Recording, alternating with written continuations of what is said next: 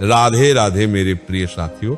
आप सभी लोग जानते हैं कि जैसे ही सर्दियों का मौसम शुरू होता है तो सभी माता बहनों के मन में, सभी लोगों के मन में, बुजुर्गों के मन में, बच्चों के मन में ये प्रश्न जरूर आता है कि बाथरूम या शौच जाने के बाद हम दिया बाती कैसे करें।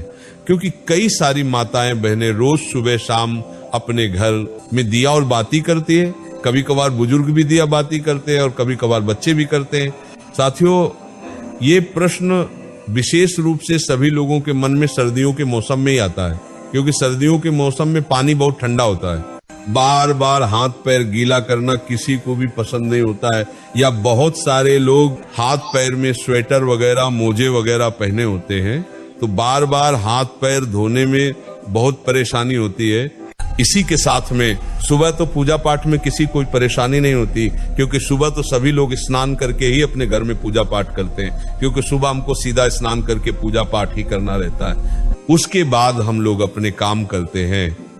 पर प्रश्न आता है शाम के समय में, क्योंकि शाम होने तक सभी लोग अपने कामों में व्यस्त रहते हैं और पूरे दिन भर में आप लोग बाथरूम कई बार जाते होंगे और कुछ लोग पूरे दिन भर में कभी कभार शौच भी चले जाते होंगे।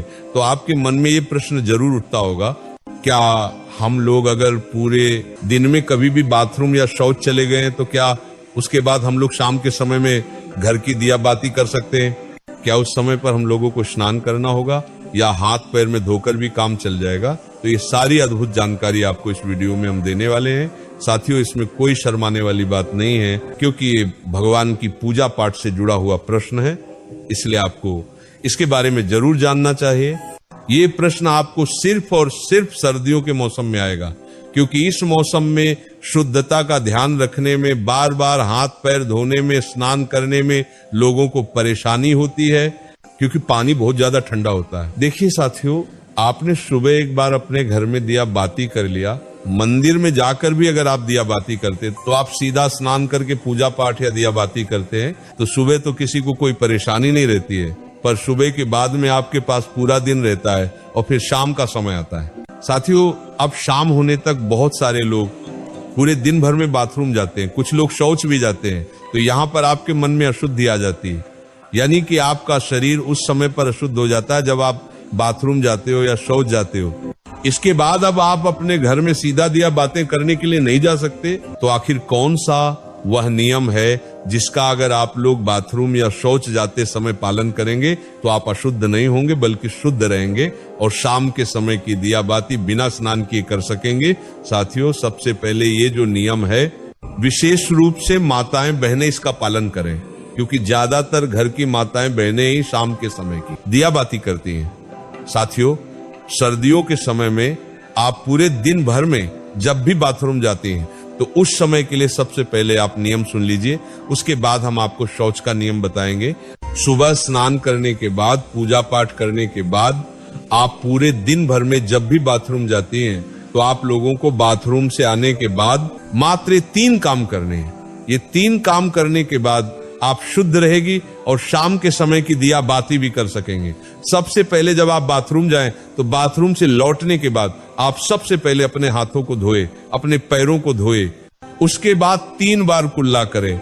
कुल्ला का मतलब है कि अपने मुंह में पानी लें, मुंह को थोड़ा साफ करें और पानी बाहर फेंक दें।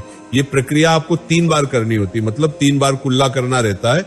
इसके बाद आखिरी में थोड़ा सा पानी अपने मुंह पर अगर आप लोग मार लेते हैं या एक हाथ गीला करके अपने मुंह पर फेर लेते हैं तो आप पूर्ण रूप से शुद्ध हो जाते हैं। साथियों, ये नियम सिर्फ माता बहनों के लिए नहीं बल्कि सभी लोगों के लिए है, चाहे आप बुजुर्ग हो, चाहे आप पुरुष हो, चाहे आप बच्चे हो।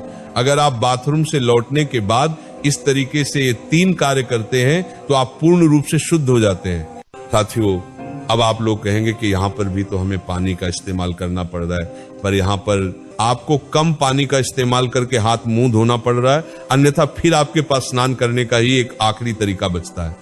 आप चाहे तो हाथ मुंह धोने के लिए गर्म पानी भी करके रख सकते हैं, इसमें कोई परेशानी नहीं है।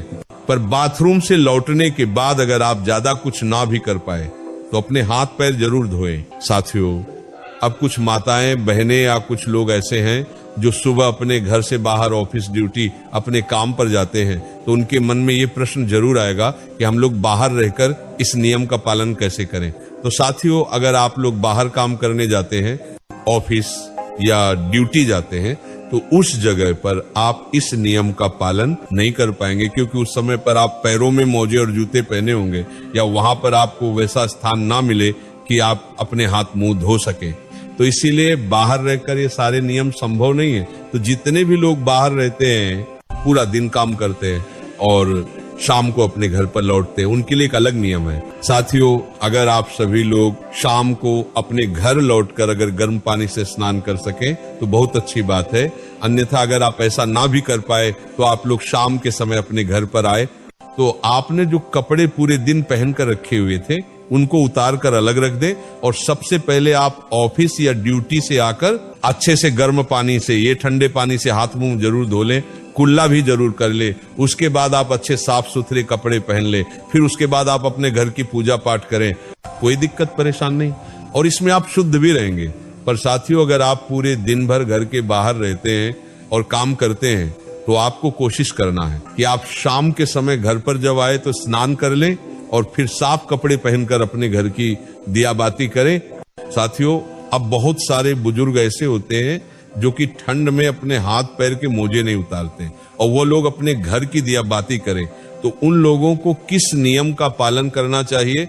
साथियों, जितने भी बुजुर्ग जन हैं वो लोग बाथरूम जाते समय भले पूरे दिन मोजे न उतारे और सिर्फ हाथ धोकर कुल्ला करके बाहर आ जाए, पर जब आप शाम के समय अपने घर में दिया बाती करें या मंदिर जाएं तो उस समय आप वह पैर के मोजे उतार कर ही जाएं, और हो सके तो शाम के समय की दिया बाती से पहले आप हाथ पैर जरूर धो लें।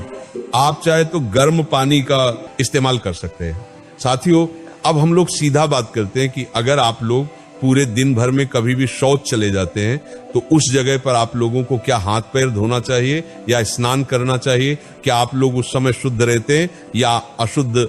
साथियों, अब अगर आप लोग पूरे दिन भर में कभी भी अगर शौच चले जाते हैं तो आप पूर्ण रूप से अशुद्ध हो जाते हैं, और शौच के समय आपने जो भी कपड़े पहने रखे होते हैं आपके साथ वह कपड़े भी अशुद्ध हो जाते हैं।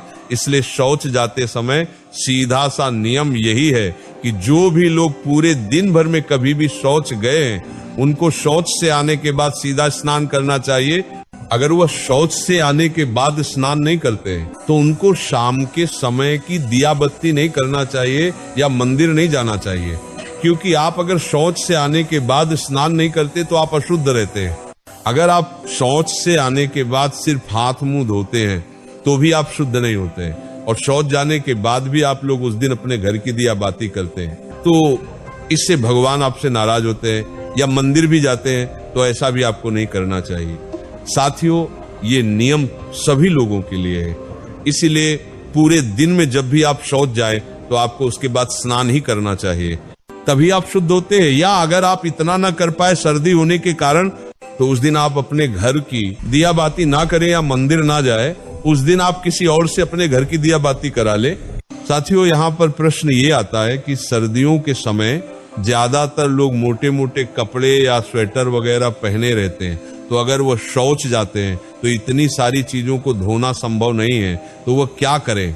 तो साथियों, उस समय पर आप जब शौच जा रहे हो तो उतने ही कपड़े पहन कर जाएं जितने को आप बाद में धो सके, बाकी के कपड़े उतार कर बाहर रख जाएं और शौच से लौटकर आप खुद स्नान करें।